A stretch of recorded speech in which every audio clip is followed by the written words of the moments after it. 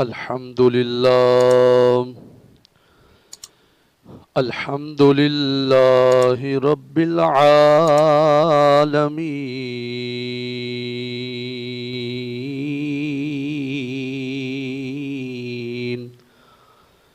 والصلاة والسلام على سيد الأنبياء والمرسلين أما بعد فأعوذ بالله من الشيطان الرجيم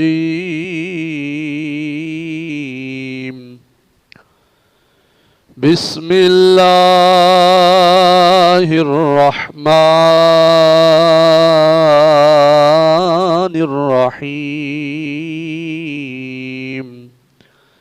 إنما المؤمنون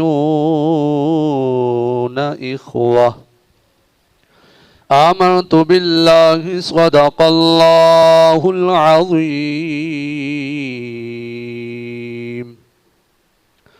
رب اشرح لي صدري ويسر لي أمري واحلل عقدة من لساني يفقه قولي قال الله تبارك وتعالى في شان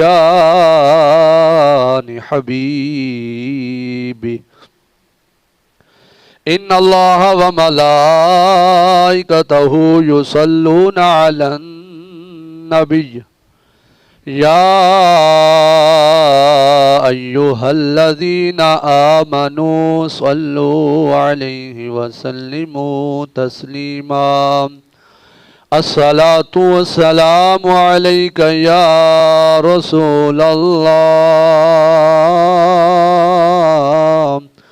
الصلاة والسلام عليك يا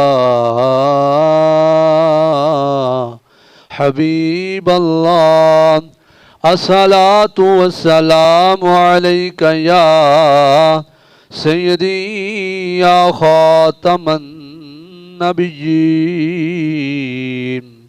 وعلى آلك وأصحابك يا سيدي يا سيدي يا سيدي يا مكي يا مدني يا هاشمي يا قرشي يا عربي يا مطلبي يا رسول الله يا نبي الله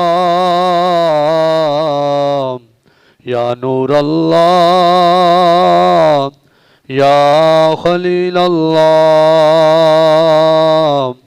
يا محمد رسول الله صلى الله تعالى عليه وآله وسلم بلغ العلا بكماله كشف الدجى بجماله حسنت جميع خصاله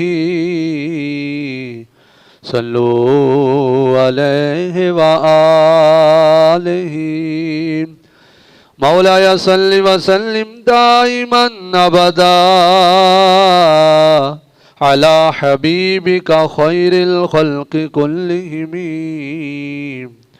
يا رب بالمصطفى بلغ مقاصدنا واغفر لنا ما مضى يا واسع الكرم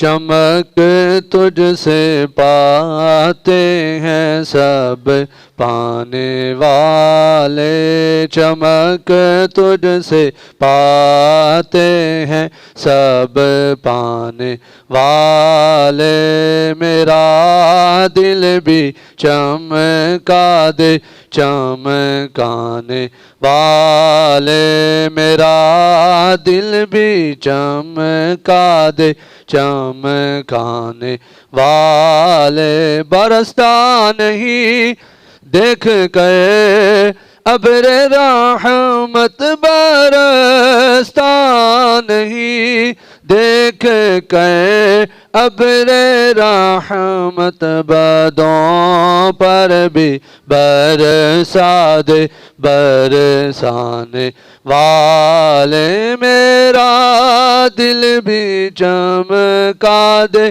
چمکانے والے میرا دل بھی چمکا دے چمکانے والے تو زندہ ہے واللہ تو زندہ ہے واللہ تو زندہ ہے واللہ تو زندہ ہے واللہ تو زندہ ہے واللہ تو زندہ ہے واللہ میرے چشمے عالم سے چھپ جانے والے میرا دل بھی چمکا دے چمکانے والے میرا دل بھی چمکا دے چمکانے والے رہے گا یوں ہی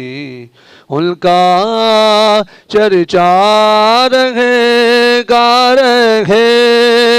یوں ہی ان کا چرچا رہے گا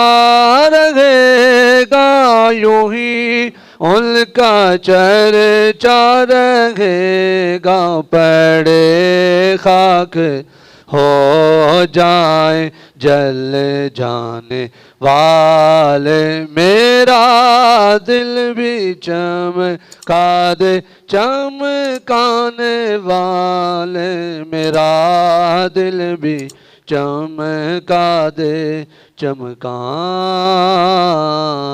والے اللہ جل جلالہ وعم نوالہ واتم برہانہ وآدم شانہ کی حمد و ثنا کے بعد حضور سید سروران حامی بے کساں غم گسار زماں قائد المرسلین خاتم النبیین نبی اکرم نور مجسم شفیع معظم زینت بزم کائنات حسن کائنات وجہ کائنات مختار کل احمد مجتبی جناب حضرت محمد مصطفیٰ صلی اللہ تعالی علیہ وآلہ وسلم آپ کے دربار گوہربار میں ہدیہ درود و سلام عرض کرنے کے بعد نہایت ہی معزز و محتشم سامعین و ناظرین عزیز ساتھیوں بزرگوں رب ذوالجلال کے فضل اور اس کی توفیق سے ہم سب آج پھر نماز جمعہ کے لیے حاضر ہو رہے ہیں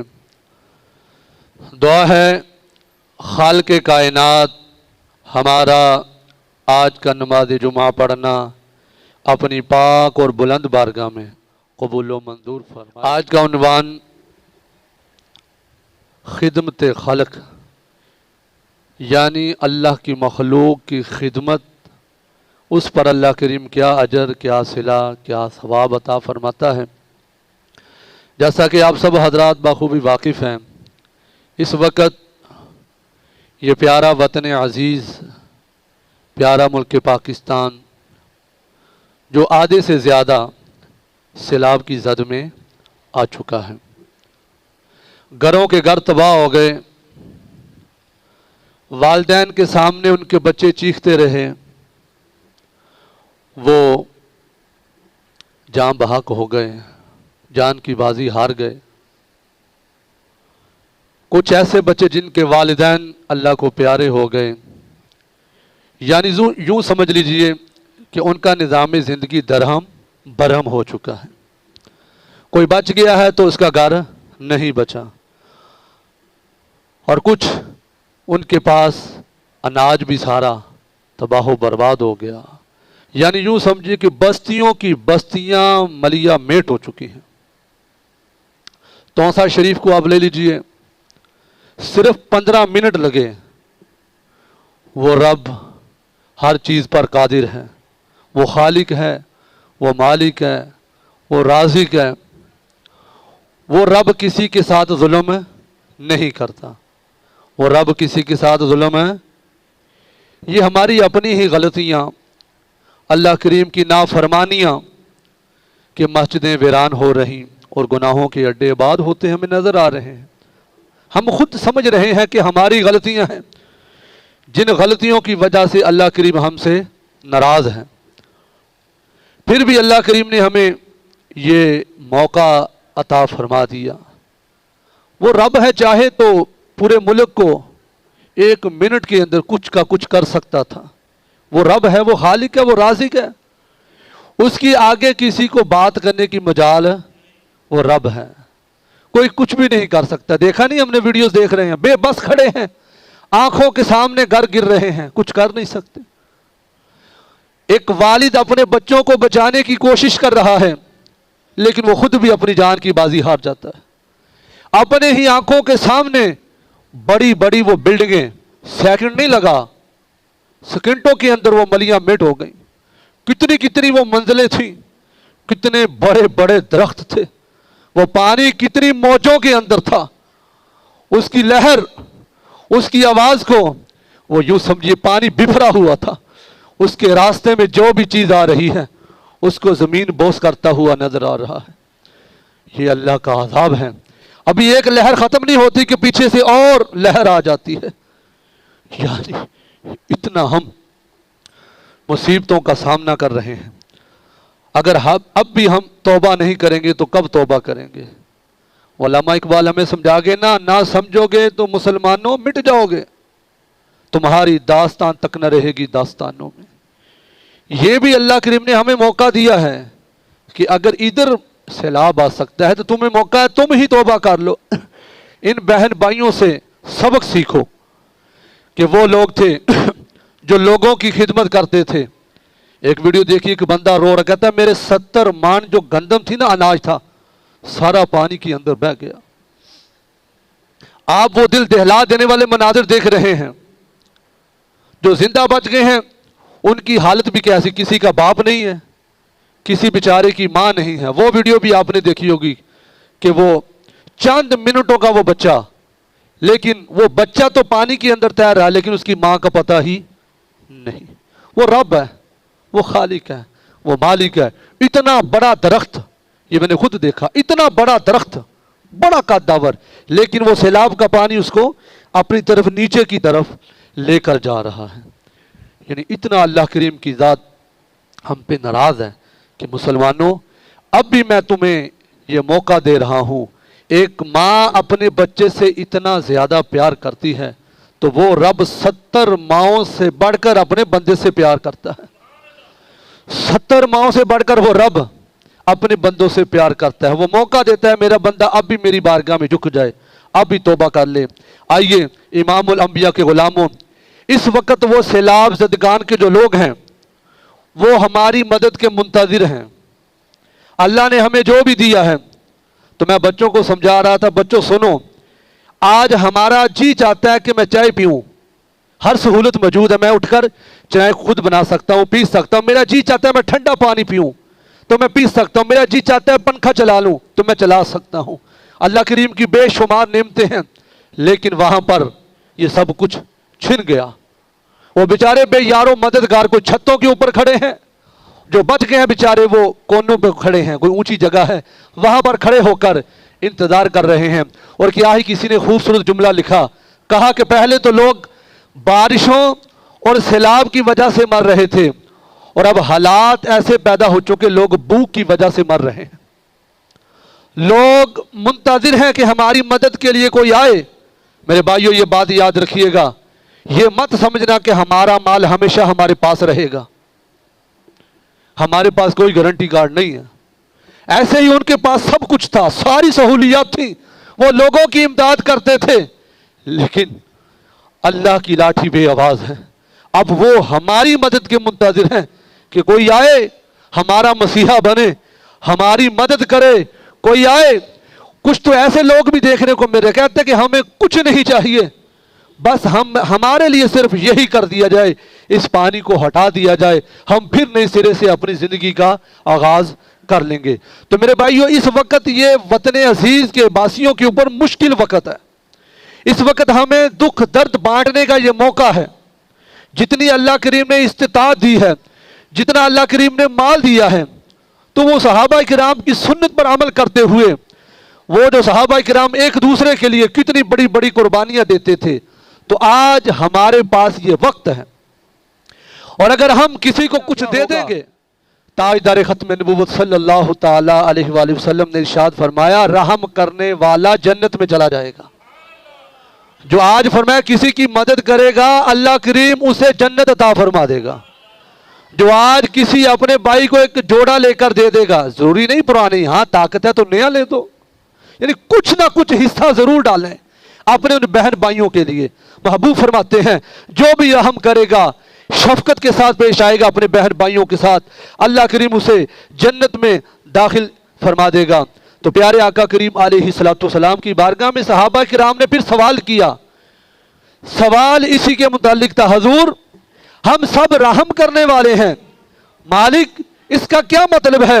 تو پیارے آقا کریم علیہ السلام نے ارشاد فرمایا رحیم وہ نہیں ہے جو اپنے اوپر رحم کرے، فرمایا رحیم وہ ہے جو اپنے اوپر بھی رحم کرے اور لوگوں کے اوپر بھی رحم کرے۔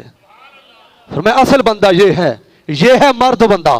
فرمایا جو اپنا بھی ٹھیک ہے، اپنے بچوں کا بھی خیال رکھے، لیکن اپنے بچوں کے ساتھ ساتھ ان بچوں کو بھی یاد رکھے جو اس وقت جن کے پاؤں میں جوتیاں بھی نہیں۔ اب دیکھیے وہ مناظر، ایک ماں بیچاری اس کے چہرے پر بھی مٹی لگی ہوئی ہے، کپڑے گیلے ہیں، پھر بھی اپنے بچوں کو سینے سے لگایا ہوا۔ ایک باپ بیچارہ وہ سائیکل کے اوپر محنت مزدوری کر رہا ہے۔ یہ جب میں نے منظر دیکھا نا حیران رہ گیا کہ وہ جو سائیکل وہ صرف لوہے کا ہی حصہ تھا، اس کے اوپر ٹائر موجود نہیں تھا۔ وہ بیچارہ پھر بھی اپنے بچوں کے لیے محنت مزدوری کر رہا ہے۔ کسی نے پوچھا تجھے کچھ چاہیے؟ کہا کہ مجھے کچھ نہیں چاہیے، کچھ کرنا چاہتے ہیں تو میرے بچوں کا کر دیجئے۔ یار یہ ہے والدین کی شفقت کہ مجھے کچھ نہیں چاہیے، اگر آپ میری ہیلپ کرنا ہی چاہتے ہیں تو میرے بال بچوں کا خیال کیجئے، وہ بھوکے ہیں، ان کو ایک وقت کا کھانا مل جائے۔ آپ یقین جانیے ایک طرف بندہ لاکھوں روپے خرچ کرتا ہے، بندے کو وہ سکون نہیں ملتا جتنا سکون تب ملتا ہے جب ہم ایک یتیم بچے کے ہاتھ میں 10 روپے کا نوٹ پکڑا دیتے ہیں اور اس کے سر پر شفقت سے ہاتھ رکھتے ہیں۔ اس وقت اس یتیم کے دل سے جو آپ کے لیے دعائیں نکلتی ہیں، اتنا سکون آپ تب محسوس کر رہے ہوتے ہیں، لیکن اتنا سکون لاکھوں میں آپ کو کبھی میسر، جتنا سکون آپ کو تب ملے گا جب یتیم بچہ آپ کے لیے دعا کرے گا۔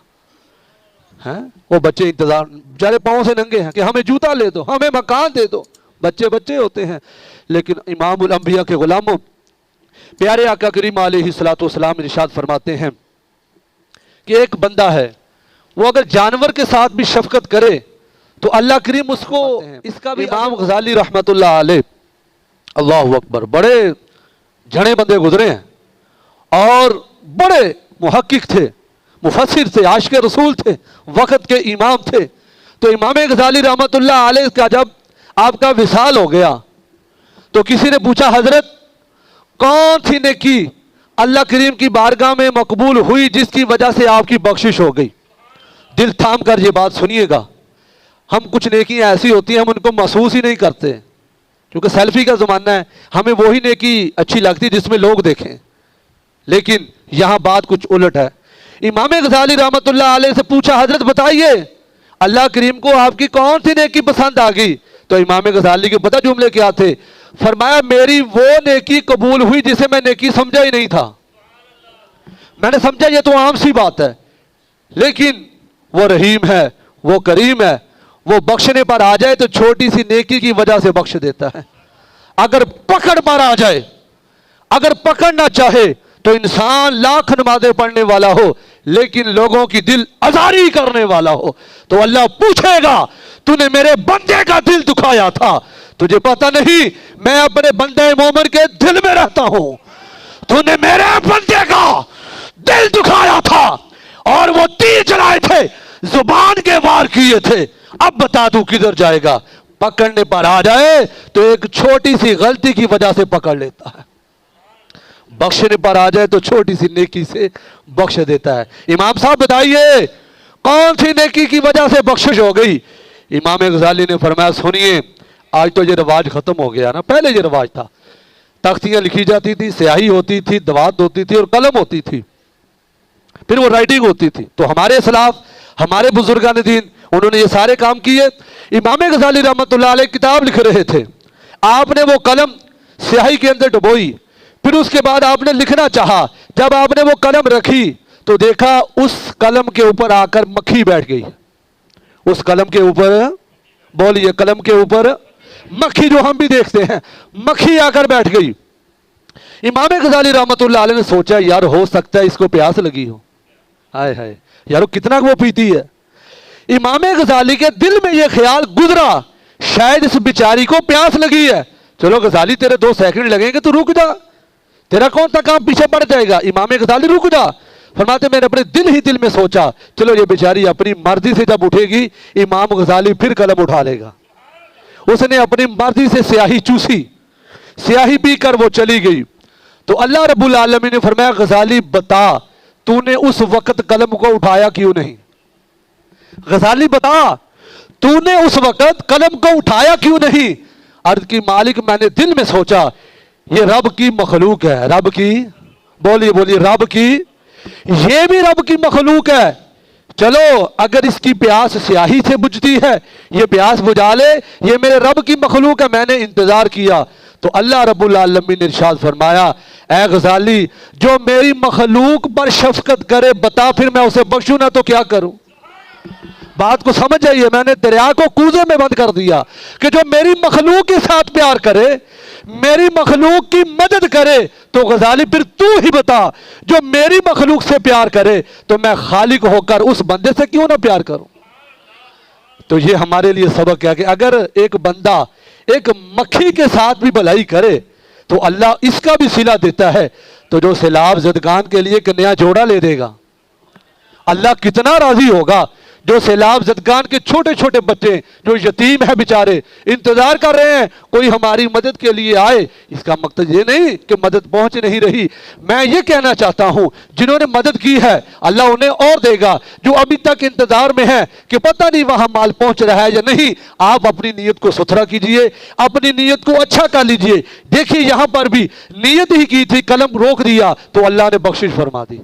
جب ہماری نیت اچھی ہوگی کہ میں نے ان کی امداد کرنی ہے، اس وقت ان پر یہ اوکھا ویلا ہے، کل کہیں ایسا نہ ہو یہ سدا مال میرے پاس بھی نہ رہے، کہیں میرے اوپر بھی یہ مشکل وقت نہ آ جائے. کیا ہی خوب کہا میرے محبوب نے جیسا کرو گے ویسا بھرو گے. اگر آج ہم کسی کی مدد کریں گے تو کل خدا نہ خواستہ اگر ہمارے اوپر کوئی اوکھا ویلا آ جائے تو پھر اللہ کریم کے بندے ہماری بھی مدد فرمائیں گے. کیونکہ کسی کے پاس سرٹیفکیٹ تو ہے نہیں جی ہمارے اوپر یہ نہیں ہو سکتا. جو ہمارے کرتوت ہیں، جو غلطیاں ہیں، جو گناہ ہیں، چھوٹے سے چھوٹا بچہ بھی اس بات سے واقف ہے کہ بہت زیادہ اللہ کی نافرمانیاں ہو رہی. وہ جو ہوٹل کی بلڈنگ جو تھی، آپ اس کا پس منظر اس کی ہسٹری اٹھا کر دیکھیں کیا ہوتا تھا. اب وہ ساری باتیں کھل رہی. ایویں ہی عذاب نہیں آ جاتے، ایویں ہی یہ سیلابی ریلے نہیں آ جاتے، بلکہ مدنی چینل کے اوپر ہمارے وہ بزرگ فرما رہے ہیں دعا کرے کہ یہ اللہ کرے پانی رک جائے، دعا کرے پانی رک جائے، یہی دعا کریں بس. یہ سیلاب بارشوں کی وجہ سے بڑھتا جا رہا ہے. دعا کریں کہ اللہ کرے. بلوچستان کے اندر قلعہ سیف اللہ کے اندر واقعہ، کچھ نوجوان جو سوشل میڈیا استعمال کرتے ہیں انہوں نے یہ منظر دیکھا. میں وہ ویڈیو دیکھ کر حیران رہ گیا کہ یار اس دور کے اندر بھی لوگوں کا اتنا یقین ہے. سیلاب کا پانی اپنی پوری موجوں کے اندر آ رہا تھا، وہ بفرا ہوا پانی اس بستی کی طرف بڑھ رہا تھا. اس بستی کے لوگوں نے پتہ کیا کیا، میں کسی کا اٹیک نہیں کر رہا، کسی کا دل نہیں دکھا رہا، ہاں سچی بات سن کر جس کو تکلیف ہوتی سوبر ہو جائے. آج ہی گھر جا کر دیکھ لیجئے گا، ہمارے گھر میں قرآن پڑھے ہوں گے. آج ہی جا کر، دور کی بات نہیں، آج ہی نماز جمعہ ادا کرنے کے بعد جا کر دیکھ لیجئے گا ہمارے گھر میں قرآن کے اوپر کتنا گردہ پڑا ہوگا. آپ کہیں گے کیسی بات کہہ دی، حقیقت ہے. دیکھ لیجئے گا جو خیال کرتے ہیں صبح اٹھتے ہیں نماز فجر پڑھتے ہیں قرآن کو چومتے ہیں وہاں تو پھر گردہ نہیں پڑے گا، گردہ وہیں پڑتا ہے جو چیز ہمیشہ بند رہتی ہے. یہ آج ہی جا کر دیکھ لیجئے گا، پھر غور کرنا اپنے اوپر ہمارے اوپر یہ حالات کیوں پیدا ہو رہے ہیں. تو اس بستی کے لوگوں نے پتہ کیا کیا، وہ جب دیکھا کہ پانی بفرا ہوا، آپ نے دیکھا وہ کتنی موجوں کے اندر پانی ہے اور بڑی بڑی چیزوں کو وہ پتھروں تک کو نہیں چھوڑ رہا، جو چیز آ رہی ملیا میٹ کری جا، وزنی گاڑیاں ہر چیز کو تباہ کیے جا رہا ہے. اس بستی کے لوگوں نے کیا کیا، اپنے گھروں سے قرآن پاک لے آئے اور قرآن پاک لا کر وہ جو پانی آ رہا تھا اس کے سامنے لا کر رب کی بارگاہ میں دعا مانگی. یہ ہوتا ہے دور کی بات، یہ ہماری آنکھوں کی بات ہے. یہ ہم لوگوں نے منظر دیکھا، وہ ویڈیو کے اندر موجود ہے. وہ پوری بستی کے باہر اس طرح وہ غار نما، وہ اس طرح زمین پھٹ گئی. لوگوں نے قرآن سامنے کیا، اے سیلاب کے پانی تھم جا، ہم نے تیرے سامنے وہ کتاب کر دی ہے جس کی حفاظت کا ذمہ رب نے لیا، جس کی نقط و زبر زیر شد مد ہر چیز کی حفاظت کا ذمہ، قرآنی الفاظ کا ذمہ، جس کی ہر چیز کی حفاظت کا ذمہ. انا نحن نزلنا الذکر وانا لہ لحافظون. جس کا محافظ رب ہے تو سب لوگوں نے دعا کی مالک تجھے اس کتاب کا واسطہ جس کی حفاظت کا تو نے ذمہ لیا ہے، اس کے واسطے پانی کو حکم کر دے یہ پانی رک جائے. توکل دیکھیے، بھروسہ دیکھیے، بفرتا ہوا پانی سامنے، اور رب کی بارگاہ میں گڑ گڑا رہے ہیں. چلو کہتے ہیں دیر آئے درست ہے، اب بھی ہمارے پاس بھی وقت ہے، ہم بھی گڑ گڑائیں، رب کی بارگاہ میں توبہ کریں، کیونکہ جنوبی پنجاب کا بھی رخ ہو رہا ہے. خدا نخواستہ اللہ معاف کرے، اللہ سب کی حفاظت فرمائے. وگرنہ میں نے پہلے بات چھیڑی تھی توسا شریف کی. 15 منٹ کے اندر بتائیے، بندہ اپنا اناج سمیٹے گا، اپنے پیسے اکٹھے کرے گا، بچوں کو سنبھالے گا، گھر کو سنبھالے گا، اپنی جان کو سنبھالے گا. 15 منٹ کے اندر پوری بستی ملیا میٹ ہو گئی. اتنا سا بھی وقت نہیں ملا کہ کوئی چیزیں اکٹھی کر سکیں. کچھ ایسے علاقے لوگ سوئے ہوئے تھے، رات کے 2 بجے پانی آیا، سب کچھ بہا کر لے گئے. یعنی ان کو یہ موقع بھی نہیں ملا کہ اپنے آپ کو سنبھال سکے. وہ رب ہے، وہ خالق ہے، وہ مالک ہے. بات عرض کرنے کا مقصد یہی، اللہ کریم نے ہمیں یہ موقع دیا ہے کہ ہم اپنے ان بہن بھائیوں کی مدد بھی کریں اور ساتھ ساتھ توبہ بھی کریں. ایک وظیفہ ہے جو ہمارے مرشد گرامی نے ہمیں عطا فرمایا ہے کہ اس وظیفے کی کثرت کیجئے. سیلاب زدگان والے ہیں وہ بھی یہ وظیفہ پڑھیں، جو ابھی محفوظ ہیں وہ بھی توبہ بھی کریں اور ساتھ وظیفہ بھی پڑھتے رہیں. یا حیو یا قیوم، یا حیو یا قیوم. ایک تسبیح کم از کم لازمی کریں ہر روز سونے سے پہلے، زیادہ سے زیادہ پڑھیں. اور اس بات کو آگے شیئر بھی کریں، جو سیلاب زدگان کوئی نہ کوئی رشتہ دار ہوگا ان کو بتائیں بھائی آپ اس کا وظیفہ جاری رکھیں. یا حیو یا قیوم، یا حیو یا قیوم. تو امام الانبیاء کے غلاموں، پیارے آقا کریم علیہ الصلوۃ والسلام نے ارشاد فرمایا میری امت کے لوگ صرف نمازوں کی وجہ سے جنت میں داخل نہیں ہوں گے. محبوب پھر آپ فرما دیں کون لوگ جنت میں جائیں گے؟ پیارے آقا کریم علیہ الصلوۃ والسلام نے ارشاد فرمایا جو سخی ہوگا، اپنے مسلمان بہن بھائیوں کے ساتھ شفقت کرے گا، اللہ اسی نیکی کی وجہ سے اسے جنت عطا فرما دے گا. اللہ اکبر، کہ اس نے اپنے بھائی کی امداد کی. اور پیارے آقا کریم علیہ الصلوۃ والسلام نے ارشاد فرمایا رحم کرنے والوں پر اللہ بھی رحم کرتا ہے. فرمایا تم زمین والوں پر رحم کرو، وہ خالق تم پر رحم کرے گا. پھر پیارے آقا کریم علیہ الصلوۃ والسلام نے ارشاد فرمایا جو کسی پر رحم نہیں کرتا پھر اس پر بھی رحم نہیں کیا جاتا. پیارے آقا کریم علیہ الصلوۃ والسلام نے ارشاد فرمایا تم پر اپنے مسلمان بہن بھائیوں کے 4 حقوق ہیں. ایک یہ ہے اپنے محسن کی، جس نے کبھی آپ کی ہیلپ کی ہو لیکن پانی نے اب اس کے یہ حالات پیدا کر دیے. فرمایا کہ تم اس اپنے محسن کو نہ بھولو جس نے ایسے وقت میں تمہارا ساتھ دیا تھا جب تیرے گھر کا چولہا بند تھا، اس نے رات کے اندھیرے میں تیرے گھر میں راشن پہنچایا تھا. فرمایا وہ تیرا محسن ہے، اس کے احسان کو نہ بھولو. اب اس بیچارے کے اوپر اگر مشکل وقت آ گیا ہے، اب تیرے اوپر یہ لازم ہے کہ اب تو اس کی مدد کر. یہ تیرے اوپر فرمایا لازم ہے. اور فرمایا اگر کوئی گناہ کرتے ہیں تم ان کو تبلیغ کرو، نہیں باز آتے پھر ان کے لیے دعا کرو کہ یا اللہ ان کو ہدایت دے.